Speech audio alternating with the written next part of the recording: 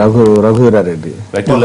కార్మిక దినోత్సవం సందర్భంగా ప్రధాని ఉజ్వల యోజన పథకం ప్రారంభిస్తూ శ్రామిక్ నెంబర్ 1 నేనే, దేశం మొత్తానికి ప్రధాన కార్మికుడిని నేనే వ్యాఖ్యలు చేశారు. అలాగే ఇక మన ప్రాంతీయ పార్టీల గురించి కూడా చెప్పుకున్నాం. అందరూ పార్టీ నాయకులందరూ నెంబర్ 1 కార్మికులు అని చెప్పుకుంటున్నారు. మరి ఆ స్థాయిలో మేలు జరుగుతుందా కార్మికులకు అనే దానికి సంబంధించి మనం చర్చలోకి వెళ్దాం. ప్రభాకర్ గారు, ప్రధానమంత్రి శ్రామిక్ నెంబర్ 1 అని ప్రకటించుకున్నారు. సరే, ఆ స్థాయిలో పనిచేస్తున్నానని చెప్పుకున్నారు. అలాగే ముఖ్యమంత్రి మీ పార్టీ అధ్యక్షుడు కూడా 18 గంటల ఎండలో కష్టపడుతున్నాను, నేనే అందరికన్నా నెంబర్ 1 కార్మికుడని వైసీపీ అందరూ ఎవరికి వాళ్ళు క్రెడిట్ తమ ఖాతాలో వేసుకునే ప్రయత్నం చేశారు అనిపిస్తోందా? మేడే రోజున టీఆర్ఎస్ అందరూ మాట్లాడుతున్నారు, అది కూడా మాట్లాడుతున్నారు. టీఆర్ఎస్ కూడా కమెంట్ చేశారు, అసలు కమ్యూనిస్టులే అవసరం లేదన్నారు కవిత గారు. ఎందుకంటే విప్లవాత్మకమైన పరిపాలనతో వెళ్తున్నాం, ఇక అసలు మాకు కమ్యూనిస్టులు అవసరమేమో తెలంగాణ. మేడే ప్రపంచంలో ఒక కార్మిక వర్గ దృక్పథాన్ని చూపించినటువంటి దినం అది. దాని వెనకాల త్యాగాలు ఉన్నాయి, దాని వెనకాల ఉద్యమాలు ఉన్నాయి, విప్లవాలు ఉన్నాయి, మానవ హక్కులు ఉన్నాయి. సో వాటితో పాటు పరిపాలన కూడా ఉంది. సో ఈరోజు చాలామంది చాలా విధాలుగా అనుకున్నప్పుడు కూడా చంద్రబాబు నాయుడు గారు ఎందుకు అన్నారని మీరు వేసిన ప్రశ్నకి దాదాపు 18-20 గంటలు ఈ రాష్ట్రంలో పనిచేస్తున్నటువంటి ఒక ముఖ్యమంత్రి. మిగతా రాష్ట్రాల్లో ఇలాంటి ముఖ్యమంత్రులు ఎవరైనా ఉంటే మనం చూడద్దు, ఒకరు ఉంటే లేరనేదే కనపడతాం. చంద్రబాబు నాయుడు గారు కార్మిక వర్గ దృక్పథాన్ని నేను చాలా స్పష్టంగా కార్మికులు ఎవరైతే ఫ్యాక్టరీలు ఉంటాయో వాళ్ళ యాజమాన్యం కూడా చాలా జాగ్రత్తగా ఉండాల్సిన అవసరం ఉంటుంది. అందరూ కష్టపడి పని చేస్తే ఈ రాష్ట్రం అభివృద్ధి చెందుతుంది. ఉదాహరణకి నేను 18 గంటలు పని చేస్తున్నాను, ఆయన చెప్పుకోవాల్సిన అవసరం లేదు. ఈరోజు ఆంధ్రప్రదేశ్లో కానీ, భారతదేశంలో కానీ, ప్రపంచంలో కానీ ఎక్కువగా కష్టపడి నిరంతరం ప్రజల్లో ఉండి అడ్మినిస్ట్రేషన్ చేస్తున్నటువంటి ముఖ్యమంత్రి ఎవరంటే చంద్రబాబు నాయుడే వస్తుంది. సో కార్మిక దినమైనటువంటి మేడే నాడు అది ఒక ఆదర్శం కూడా అవుతుంది.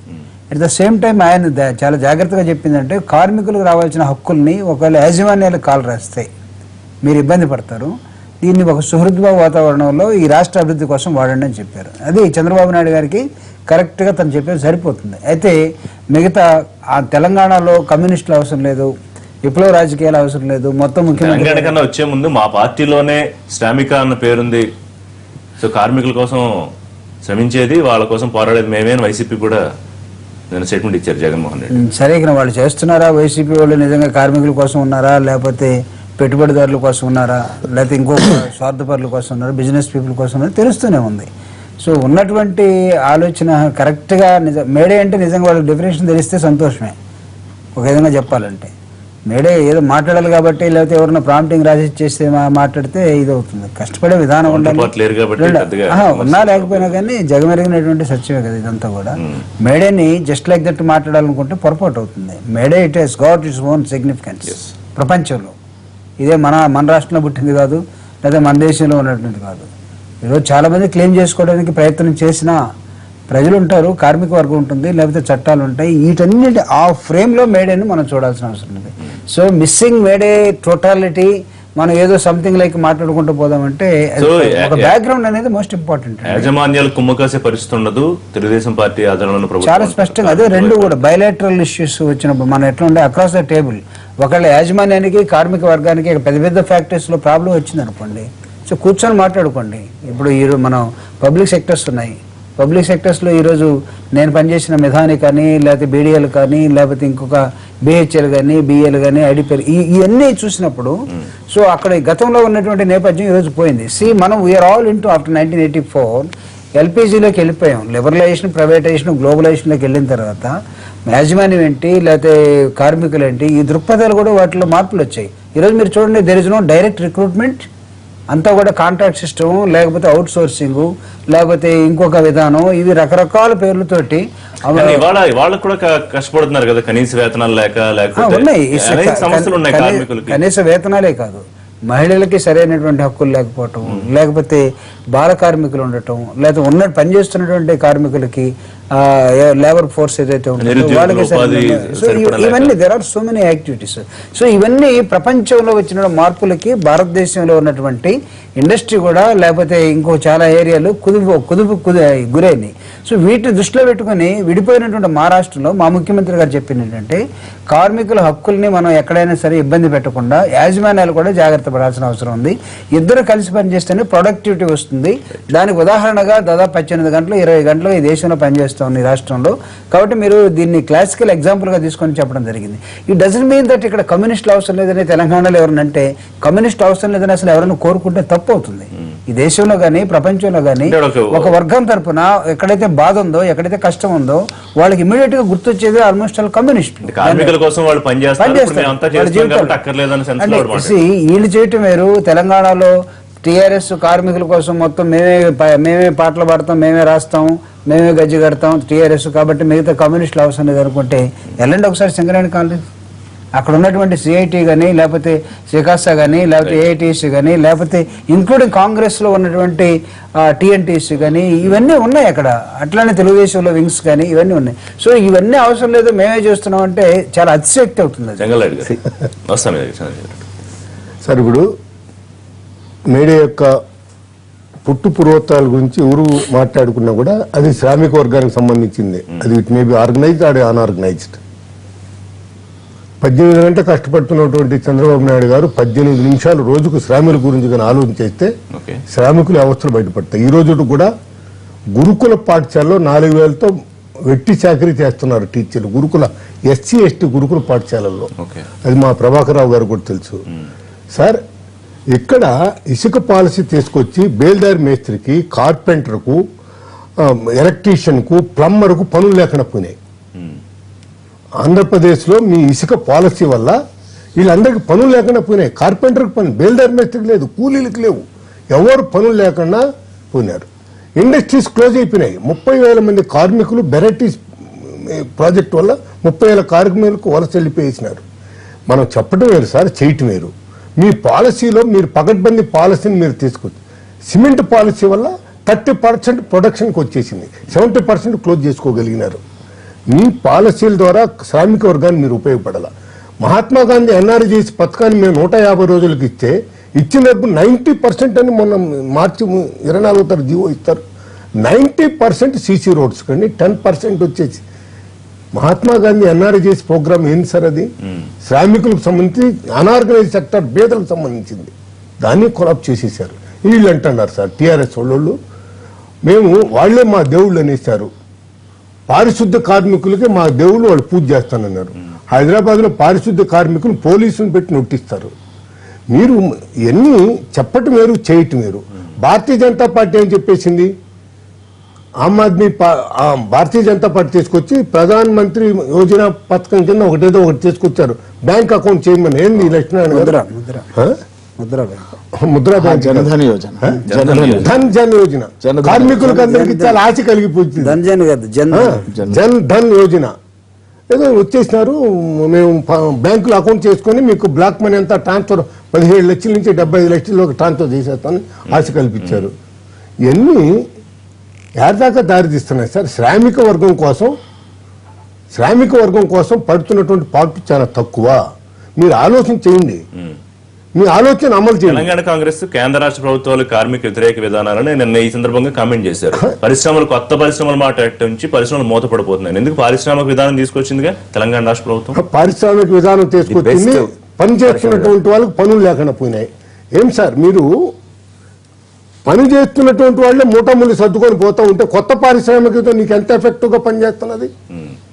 ఎందుకు ఆ రూట్ ఎక్కడ మీకు లోపాలు ఉన్నాయి మీరు స్టడీ చేయలేకపోతున్నారు? కాంగ్రెస్ హయాంలో మూతపడిన కంపెనీల సంగతి ఏంటి సార్? కాంగ్రెస్ హయాంలో మేము కార్పొరేట్ సెక్టర్ లో చాలా పబ్లిక్ సెక్టర్ లో తెచ్చినటువంటి ఇండస్ట్రీ, పబ్లిక్ సెక్టర్ లో హైదరాబాద్ లో ఐడిపిఎల్ కానీ తీసుకొచ్చిందని మీ ఒక్కసారి మీరు జీడిమెట్ల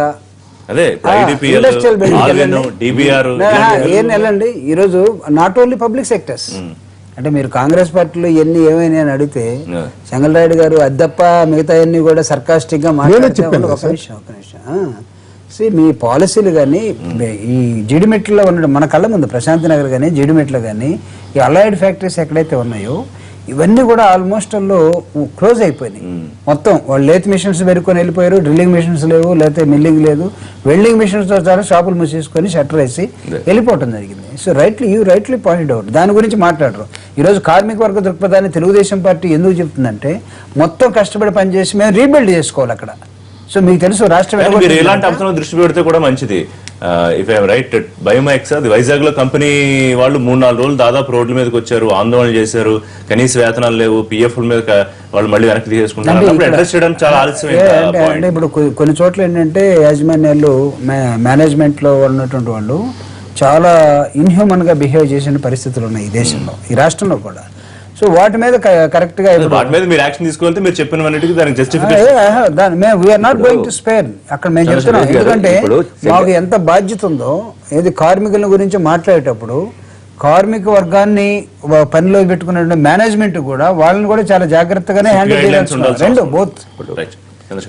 సీరియస్ కామెంట్స్ అంటే కమ్యూనిస్టులు అక్కర్లేదని ఆవిడ కాదు, పాజిటివ్ కోణంలో కవిత గారు ఏ కోణంలో అన్నారంటే, ఇప్పుడు చూడండి తెలంగాణ వచ్చిన తర్వాత ఈ తెలంగాణ గవర్నమెంట్ కేసీఆర్ గారు మున్సిపల్ వర్కర్స్ కు వీరన్నారు ఎవరు జీతాలు పెంచారండి? అంతకు ముందు మున్సిపల్ వర్కర్స్ జీతంలో 45 అంటే ఆల్మోస్ట్ డబుల్ శాలరీ చేశారు. రెండవది వచ్చిన ఏడాదిలోనే చేశారా? ఎప్పుడు చేశారు? ఇన్నేళ్ల నుంచి వాళ్ళకి జీతాలు లేకుంటే వచ్చిన ఏడాదిలో చేశారా? చేయలేదు. అంగన్వాడీ వర్కర్స్ కు ఎవరు చేశారు? కేసీఆర్ గారు చేశారు. ఆ కాంటెక్స్ట్ లో ఏమన్నారు కవిత గారు ఏంటంటే, ఈ యొక్క రాష్ట్రంలో తెలంగాణ ప్రభుత్వము కార్మికుల పక్షపాతి అని అన్నారు. ఆర్టీసీ కార్మికులకు ఏ విధంగా చేశారు? మీకు కార్మికులు ఎక్కడ ఉన్నారండి? ఆర్టీసీలో ఉన్నారు, మున్సిపల్లో ఉన్నారు, అంగన్వాడీ ఉన్నారు, వీరందరూ చేశారు కదా. రెండవది పరిశ్రమలో పనిచేసే కార్మికులకు వాళ్ళకి ఏం కావాలా? వాళ్ళకు నీటి వసతి, వాటర్ అండ్ పవర్ కావాలా? అలాంటిది మీ గత ప్రభుత్వాలు ఇచ్చాదండి. ఇవ్వనందుకే మొత్తము పరిశ్రమలన్నీ మూతబడ్డాయి. చిన్న పరిశ్రమ పెట్టుకున్న పవర్ అనేది లేనప్పుడు ఏ విధంగా పరిశ్రమ నడుస్తుందండి? కాబట్టి పరిశ్రమలన్నీ గత ప్రభుత్వం, ఇప్పుడు ఈ రోజు తెలంగాణ ప్రభుత్వం తీసుకొచ్చిన ఏదైతే industrial policy the best policy in the country అని చెప్పి అంటా ఉన్నారు. అది అందరూ ఒప్పుకున్నారు కదా. దాని ద్వారానే ఎన్ని పరిశ్రమలు ఇప్పుడు వస్తా ఉన్నాయి. ఇప్పుడు ఈ రోజు పరిశ్రమలు అనేది ఎప్పుడైతే గ్లోబలైజేషన్ లో పరిశ్రమలు ఒక కంట్రీకి సంబంధించి లేదండి. ఇప్పుడు ఏ కంట్రీ నుంచైనా ఏ దేశం నుంచైనా ఇంకో దేశానికి వస్తా ఉన్నాయి. కాబట్టి ఇప్పుడు చైనా నుంచి మొత్తం ప్రపంచానికి చేసిన సీరియస్ ప్రామిస్ ఏంటంటే తెలంగాణలో ఉద్యోగుల రెగ్యులరైజ్ చేయడం వాళ్ళని, అది ఇప్పటిదాకా పూర్తవలేదు కదా. అవుతుంది కదా. ఏదైతే వాళ్ళ దాన్ని ఏమంటారు, ఏ విధంగా తీసుకున్నా మన మీరు అన్నారు కదా డైరెక్ట్ రిక్రూట్మెంట్ కాకుండా ఏ విధంగా తీసుకున్నారో వాళ్ళందరూ చేస్తానని చెప్పి అన్నారు కదా. ఇప్పుడు వాళ్ళందరూ పని చేస్తా ఉన్నారు కదా, రెగ్యులైజేషన్ చేస్తా అన్నారు, అది చేస్తానని చెప్పి అన్నారు. కొద్దిగా తెలంగాణ తెలుగుదేశం ఒకటి పాయింట్ అవుట్ చేసింది, నిజాం షుగర్స్, సిర్పూర్ పేపర్ మిల్లులు ఎందుకు మూతపడ్డాయి? ఎప్పుడు పడ్డాది? గత ప్రభుత్వంలో అప్పుడు పడ్డాది. ప్రైవేటు వాళ్లకు దారాదత్తం చేశారు. అది రావాలంటే ఏ విధంగా వస్తే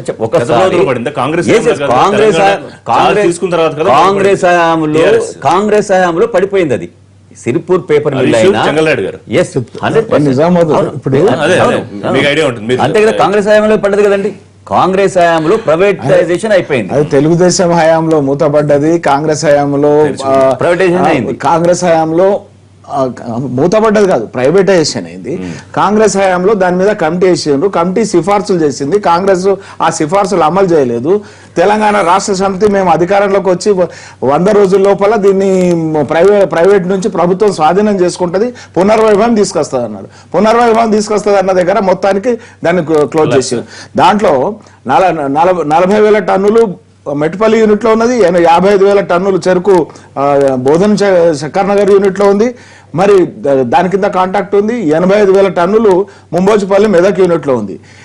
35,000 ఉంటే ఆడిచ్చారు ఇంతకుముందు, ఇవాళ 55,000 ఉంటే దాన్ని మూసేసారు. ఈ 3 యూనిట్లలో ఇంత చెరుకు ఉంది, దాన్ని ప్రైవేట్కి ఎందుకు పంపిస్తారు?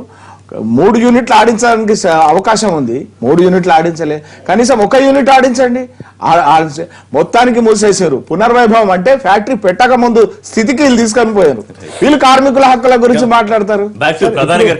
మరి చెంగల్నాయుడు గారు ఒక విషయం చెప్పారు, 17 లక్షలు అకౌంట్ లో, జనధన యోజన అకౌంట్ లో 17 లక్షలు తలా ఇంత నల్లధనం విదేశాలకు తరలింది అనేటువంటి లెక్కలు చెప్పడం జరిగింది. వాళ్ళు తీసుకురావడానికి కృషి చేస్తామని చెప్పడం జరిగింది.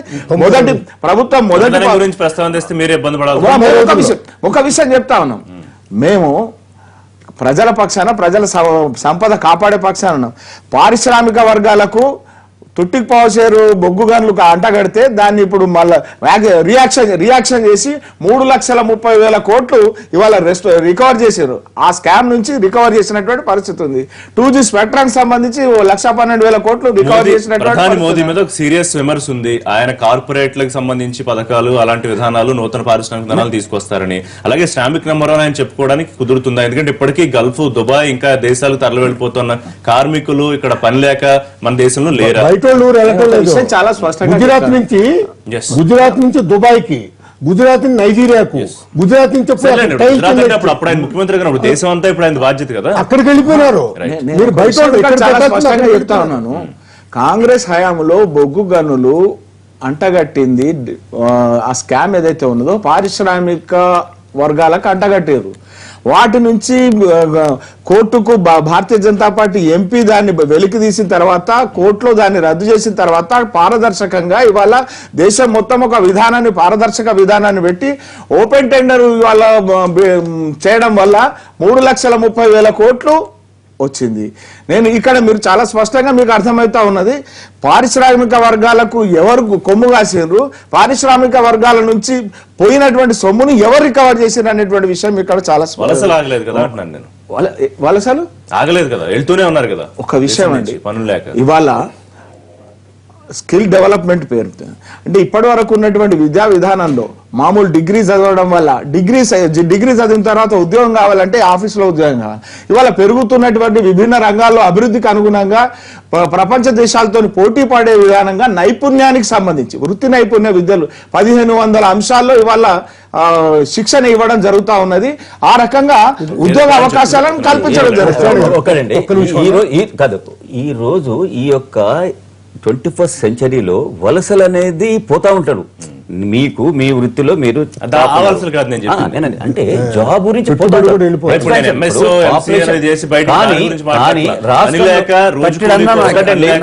ఈ రోజు తెలంగాణలో హైదరాబాద్ లో వాటర్ అనేది ఏ విధంగా ఇస్తా ఉన్నారు, కరెంట్ అనేది చూడండి. అంటే ఈ ప్రభుత్వం వచ్చినాక నీటికి ఎలాంటి ఇక్కట్టు లేకుండా, కరెంటుకి ఎలాంటి ఇక్కట్టు లేకుండా చేస్తున్నప్పుడు అంటే ఒకదాని బదులు ఒకదాని తర్వాత ఒకటి ఇస్తా పోతుంది.